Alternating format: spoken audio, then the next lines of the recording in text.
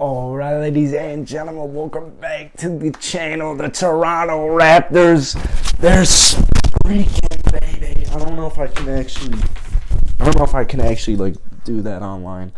Wow, it stayed on. But yeah, the Toronto Raptors are streaking. 3 straight wins now. Sorry, YouTube. What a game. Gary Trent Jr. 5 straight basketball games scoring over 30 points. This man's got ice in his veins. What have we been saying? But welcome back to the channel, guys. If you like Toronto Raptors content, I post it, I don't know, every day. I post NBA content every single day as well. We're literally still 18 subscribers away from 10,000. So every like and every comment, it really helps push the video out to new people. So I appreciate all you guys so much.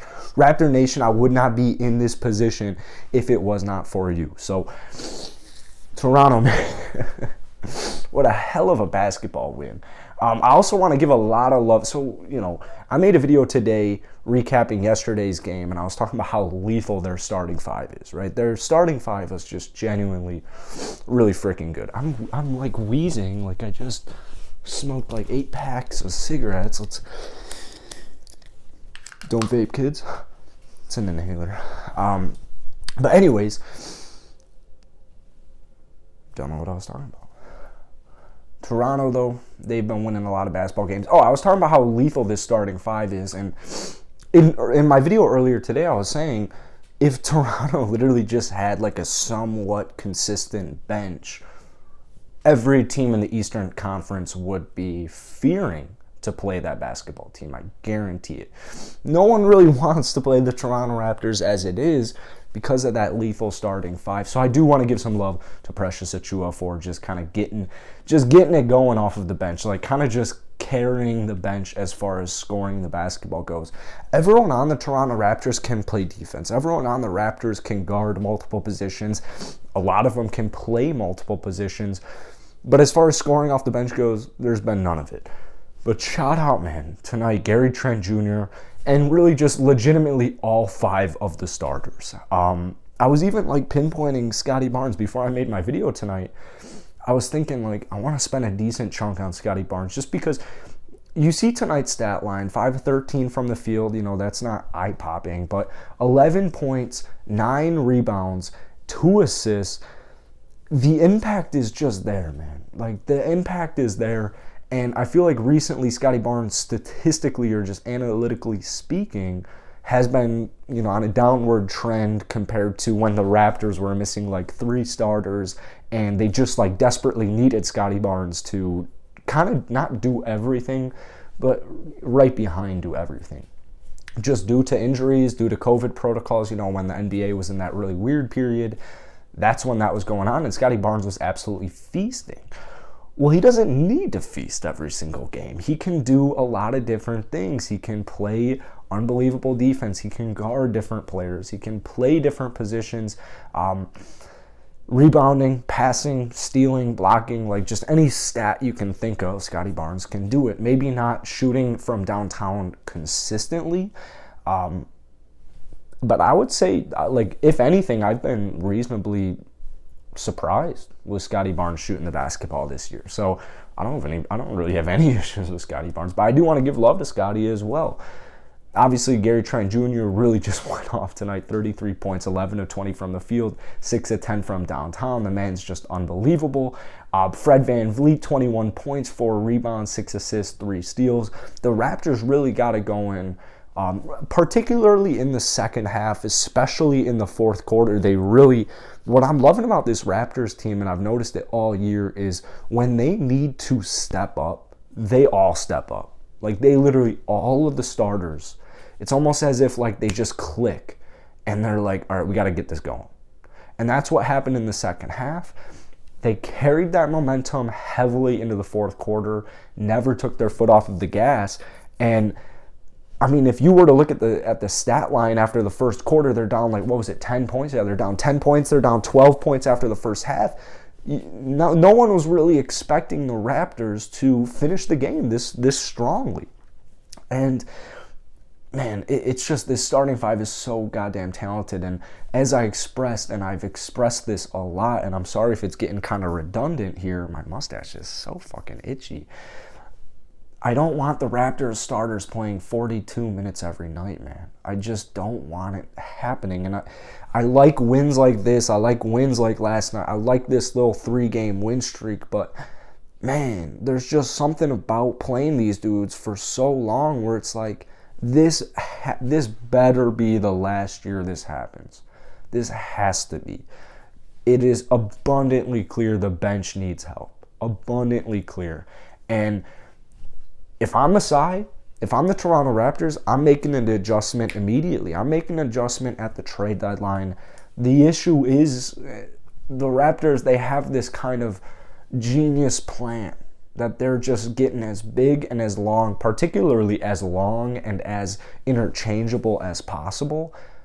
And that's a tough criteria to fit. Like that's a tough criteria to fit. A lot of the players that you might trade for are either like not cemented in this league, or so it's a big gamble, or they're just extremely pricey. They're already cemented in this league. You know they would fit within the Raptors system, but they're just extremely pricey. And so the Raptors are at a difficult decision right now where I'm really hoping Goran gets some type of nice offer. If there's a team in the NBA who's going to get as much value as they possibly can off of Goran Dragic, it's the Toronto Raptors. So I'm not worried about that. And I love seeing the report saying it's like almost guaranteed that Dragic gets traded by the deadline, because why the hell is he on the team, dude? It's actually like really infuriating after he went to the Miami Heat game. It's like, dude, what is going on in this situation? Like literally, what is happening right now? And so I think the news that Goran's gonna get traded most likely, very, very most likely, I think that's really reassuring. And I'm sure a lot of other Raptors fans are reassured, where it's just like, all right, hopefully, as you know, little as Dragic's played this year, hopefully some contending team sees the value and just kind of gives us maybe like a 2-for-1, where you're given 2 bench players, or maybe even 1 bench player, 1 solid bench player, 1 like really promising young player who just hasn't really gotten an opportunity. I don't know what's going to happen. I really, really like the idea of trading him to the Dallas Mavericks, because I would love Moses Brown. I would love Dwight Powell even on this Toronto Raptors squad. I think both of those 2 guys would fit very nicely, but we'll see. We'll see what happens. Siakam, he had another solid game tonight. OG had a solid game. Would like to see him be a little bit more aggressive on that offensive end, because he is averaging just under 20 points per game. He's literally averaging about 19. Maybe now it's like 18 and a half. But OG Anunoby, 24 years old. This dude's literally 24 years old. There's so many players on this Raptors roster where I'm like, hold on, let me stat check this. Let me see how old they are. Let me see this contract. And it all is just, you can tell it's all going to come together. Maybe not this next season. It's going to continue to like compile, and you're going to get hyped and you're going to get excited. But long-term, like kind of master plan, 3 years from now, the Raptors should be extremely scared. I mean, I don't think that's too hot of a take to say the Raptors 3 years from now, the way they've orchestrated their roster, the way they've gone through the draft with Scotty Barnes and Delano Banton specifically in this past season, the mid-season acquisitions, guys like Gary Trent Jr., or even just trades like Kyle Lowry for Precious Achiuwa. Like it's all the little things. They're all going to add up. It's going to take. It's not going to happen in a day. Rome wasn't built in a day here, but very, very soon it's all going to come together, and you get glimpses of like everything coming together with the starting lineup.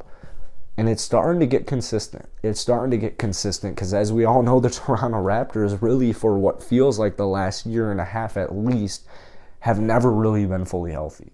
And now that they're kind of basically fully healthy, they're fully healthy basically. You just love to see these guys thrive and strive together. So, looking at this trade deadline, what is Toronto going to do? I'm not really sure.